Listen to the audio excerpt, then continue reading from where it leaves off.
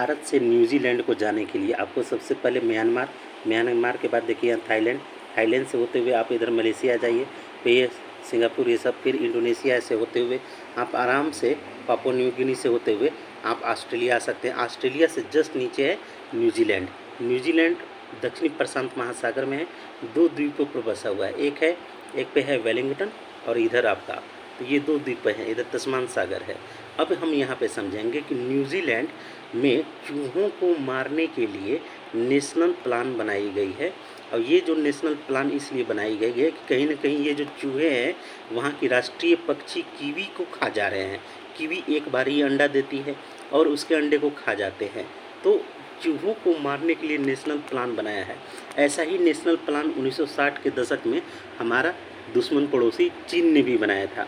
1960 के दशक में माओ ने क्या किया कि मारो चार अभियान के तहत गोरैया, मक्खी, मच्छर, चूहों को मार दिया गया। तो गोरैया ख़त्म हो गई, चूहे तो बच गए, क्योंकि चूहे में परमाणु बम विस्फोट के दौरान भी सर्वाइव करने की क्षमता होती है और चूहे ही विश्व में प्लेग को फैलाए थे।